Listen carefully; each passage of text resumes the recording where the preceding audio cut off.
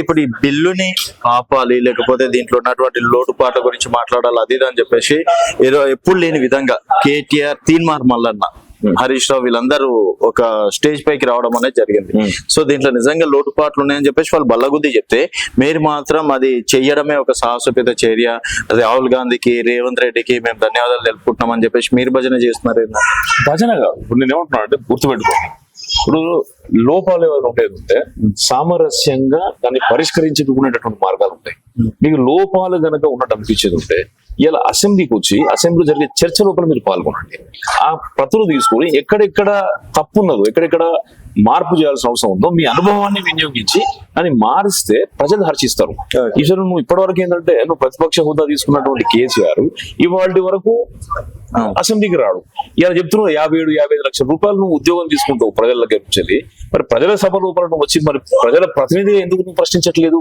నువ్వు తప్పులెంచు వారు తండోపతండము ఉరివిజన్లకు వెళ్ళిన నుండి తప్పులెన్ను వారు తమ తప్పులు ఎరగరు విశ్వదాభిరామ నిండ్రవేమ అనేది పద్యం ఉన్నది. నువ్వు ఆయన తప్పు అంటున్నావు కరెక్టే, మరి సమగ్ర కులగణన రిపోర్టును నువ్వు బహిర్గతం చేయకపోవడం తప్పు కదా.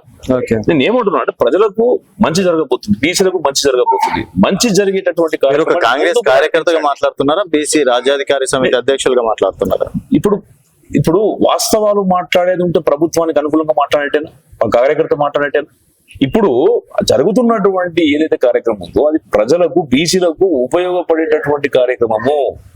ఏది కూడా 100% పర్ఫెక్ట్ ఉండదు. ప్రధానమంత్రి మోడీ కూడా ఆయన తప్పులు ఆయన సవరించుకుంటూ ముందుకు పోతున్నాడు, అందుకనే గొప్ప వ్యక్తి అవుతున్నాడు. ఇలా తప్పులు చేయకుండా ఎవడు ఉండడు, కానీ చేసినటువంటి తప్పు మళ్ళీ చేయకుండా ఉండేటటువంటి వాడే మాత్రమే మహాయోగి అయితే వాడు ముందుకెళ్తాడు.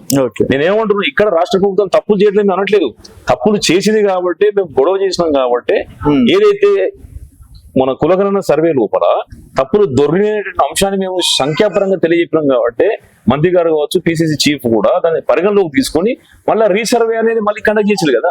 మరి వాళ్ళు మార్పు, వాళ్ళ ఆలోచనలు కానీ వాళ్ళ విధానాన్ని మార్చుకోవడానికి సిద్ధంగా ఉన్నప్పుడు దాన్ని స్వాగతించాలి. కానీ ఒక వ్యక్తిని, ఒక విధానాన్ని, ఒక రాజకీయంగా నువ్వు ఎదుర్కొనేటటువంటి ప్రతి అంశాన్ని నువ్వు తప్పంటే వాస్తవం కదా, వాస్తవానికి ప్రజలు హర్షించరు కదా. ఎప్పుడు కానీ అంశాల వారీగా ఉంటది మద్దతు అనేది.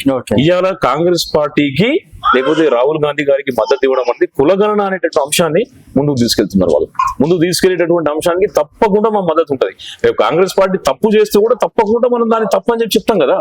మా ఉద్దేశం, మాకు ప్రజలకు ఇప్పుడు బీసీలకు లాభం జరగడం అనేది మాకు కావాలి. రాహుల్ గాంధీకి లాభమా, రేవంత్ రెడ్డికి లాభమా, కేసీఆర్ లాభం, హరీష్ రావుకి లాభం మాకు అవసరం లేదు. ఎందుకంటే మేము నిర్దేశిస్తేనే వాళ్ళు రాజకీయంగా ఉన్నారు. బీసీలు అనొచ్చు, మీరే పార్టీలు పెట్టొచ్చు కదా. పార్టీని పెట్టే సమయం కూడా రాబోతుంది. నేను అదే అంటున్నా,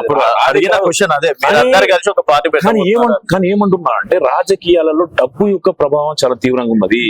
వీళ్ళు రాజకీయాలను అడ్డం పెట్టుకుని అగ్రవర్ణాలంతా కూడా ప్రభుత్వ భూములను కాజేసిళ్ళు. సురేష్ గారు ఇప్పటిదాకానే మీరు చాలా గొప్పగా చెప్పారు. మళ్ళీ ఇప్పుడు ఏంది, డబ్బుతోటే రాజ్యాధికారం ఉంటది, డబ్బుతోటే రాజకీయాలు ఉంటాయని.